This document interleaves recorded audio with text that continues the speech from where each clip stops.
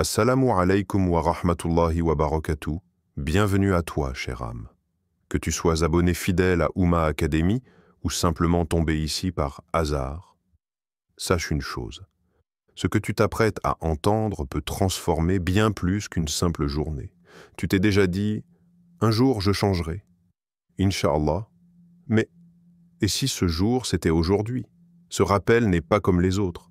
Ce n'est pas un rappel qui parle des autres. Il parle de toi, de ta relation avec le passé, de ton lien brisé avec celui qui t'a créé. Dans quelques instants, tu vas entendre ce que Shaitan fait, tout pour que tu oublies, ce que signifie revenir sincèrement à Allah, même après les pires fautes, ce que signifie tomber, puis oser se relever. On va parler de silence, de regret, de retour, et surtout d'un Allah qui ne se lasse jamais d'accueillir ses serviteurs, même après 1000 écarts. Alors, écoute, ressens, reste jusqu'à la fin. Parce que peut-être que ce rappel, c'est exactement ce que ton cœur attendait. Prêt? On commence.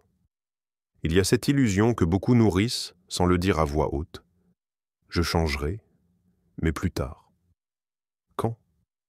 Lorsque je serai plus stable, plus spirituel, quand ma foi sera plus forte, quand je serai prêt à tout abandonner d'un coup.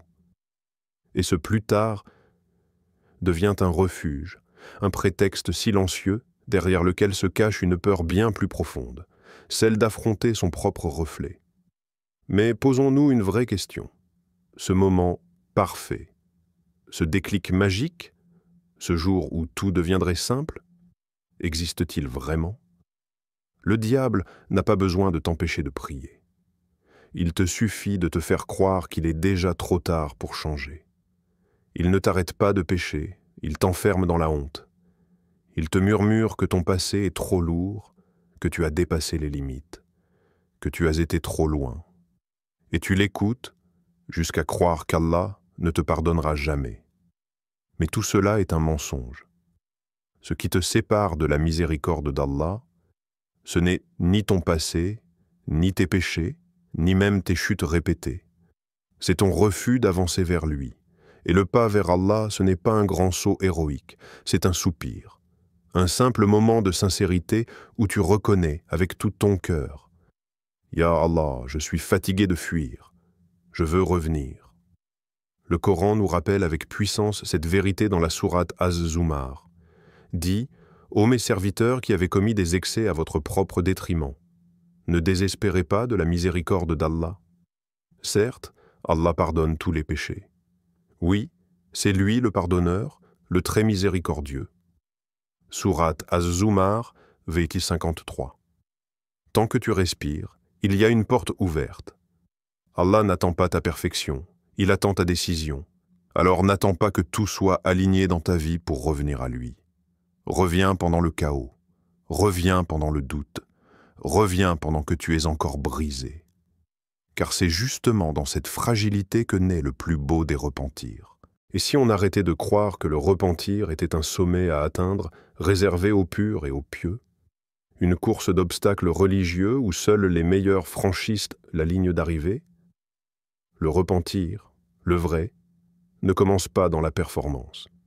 Il commence dans une fissure du cœur, une prise de conscience, un instant suspendu où l'on se sent enfin vulnérable face à celui qui nous voit réellement.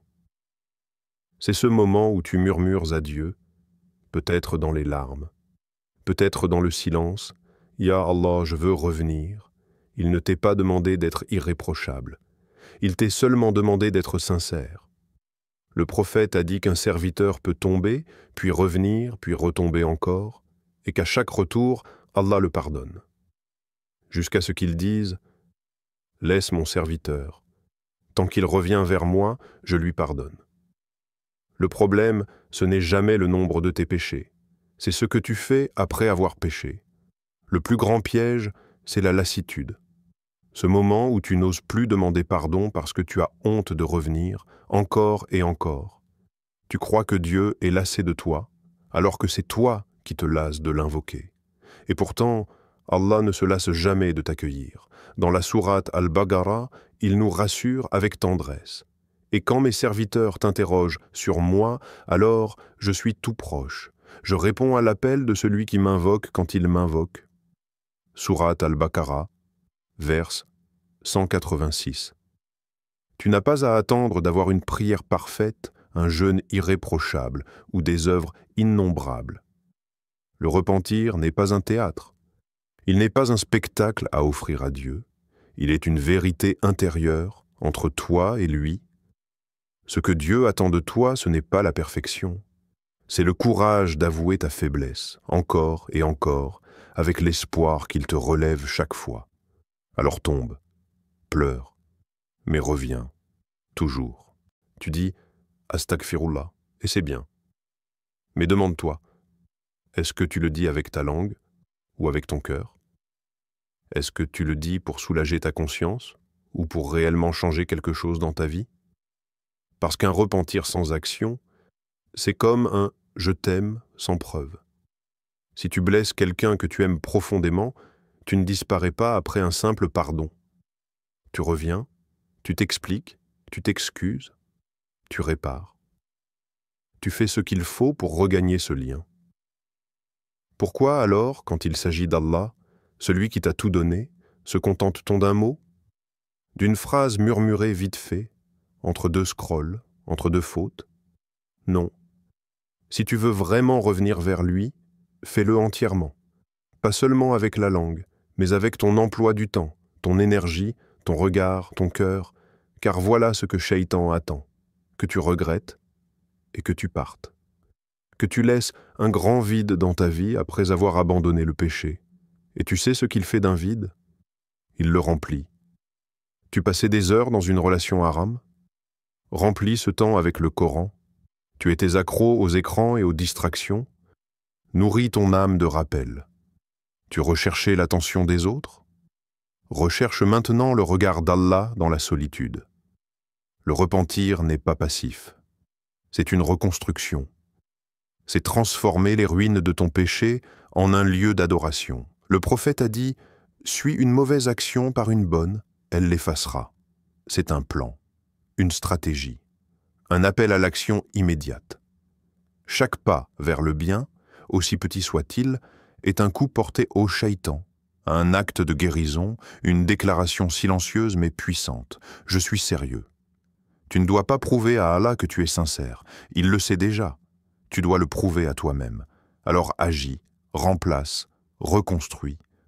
Et laisse ton changement parler plus fort que tes excuses. Tu ne peux pas juste arrêter un péché et espérer que les choses s'améliorent. Parce que le péché, aussi destructeur soit-il, a laissé une empreinte. Il occupait une place, un temps, une énergie. Et si tu laisses ce vide tel quel, il ne reste pas vide bien longtemps. Shaitan s'y faufilera de nouveau, comme une ombre qui revient dans une pièce inoccupée. C'est pour cela que le repentir véritable est plus qu'un regret. C'est une stratégie, une transformation active, un remplacement intelligent. Tu passais des heures à envoyer des messages interdits. Passe-les maintenant à réciter le livre d'Allah. Tu attendais des notifications de haram. Recherche maintenant les instants de paix dans la prière. Tu multipliais les regards fuyants. Abaisse-les et regarde ton cœur guérir. Le prophète nous a enseigné un principe fondamental. Suis une mauvaise action par une bonne, elle l'effacera. Pas juste un rappel poétique. C'est une clé de guérison. Le vrai repentir construit. Il ne se contente pas d'effacer, il rebâtit sur de meilleures fondations. Et ce n'est pas une exigence religieuse abstraite, c'est une logique d'âme. Ton cœur a été entraîné à désirer certaines choses. Pour qu'il cesse de les désirer, il a besoin de goûter à mieux. Remplacer un péché, c'est dire à ton âme « Je t'offre autre chose ». Quelque chose de plus doux, de plus pur, de plus proche d'Allah. Dans la sourate An-Nur, Allah nous donne cette promesse. Allah est la lumière des cieux et de la terre. Sourate An-Nur, verset 35. Et cette lumière, il la place dans le cœur de celui qui fait le choix conscient de se détourner du mal et d'embrasser le bien. Alors ne te dis pas juste « j'arrête », dis plutôt « je commence autre chose ». Crée une nouvelle routine, remplis tes silences avec du dhikr. Remplace tes nuits vides par du qiyam. Reconstruis-toi, morceau par morceau, jusqu'à ce que le péché n'ait plus de place où revenir. C'est comme ça que ton retour à Allah devient durable. C'est comme ça qu'on guérit. On mesure nos journées à coups de pas sur une montre connectée, de messages non lus, de calories consommées, de chiffres sur un écran. On compte tout, sauf ce qui compte vraiment. Mais quand as-tu pris le temps de demander « Comment va mon âme aujourd'hui ? Qu'ai-je envoyé pour mon akhira ?» Le vrai repentir commence là, dans ce moment de vérité où tu réalises que tu es en chemin vers Allah. Que chaque souffle te rapproche d'un rendez-vous que tu ne pourras ni annuler ni retarder. Ce n'est pas une image, ce n'est pas un symbole, c'est une certitude. Un jour, toi et moi nous serons debout, pas devant nos amis, nos abonnés ou notre famille, mais devant celui qui connaît chaque secret, chaque regard, chaque battement de cœur. Et ce jour-là, nos bouches ne parleront même pas. Allah nous l'annonce dans le Coran, dans la sourate Yasin. Aujourd'hui, nous scellerons leurs bouches, et leurs mains nous parleront, et leurs pieds, qui témoigneront de ce qu'ils faisaient. Sourate Yasin, veillée 65. Pas besoin de mots. Nos corps raconteront ce que nos cœurs cachaient. Alors, que vas-tu leur faire dire? Que dira ton regard? Que diront tes mains? Où t'ont porté tes pieds? As-tu utilisé ton souffle pour prier ou pour fuir? Le repentir véritable, ce n'est pas un moment. C'est une façon de vivre, chaque jour, en gardant en tête cette rencontre inévitable. Ce n'est pas une pression, mais une invitation. Un appel doux mais ferme. Rappelle-toi pourquoi tu es en vie. Chaque nuit, avant de t'endormir, pose-toi cette question simple. Et si c'était ce soir? Et chaque matin, choisis de vivre comme si ton retour à Allah était proche. Pas par peur, mais par amour. Parce que celui qui t'attend mérite plus que ton oubli.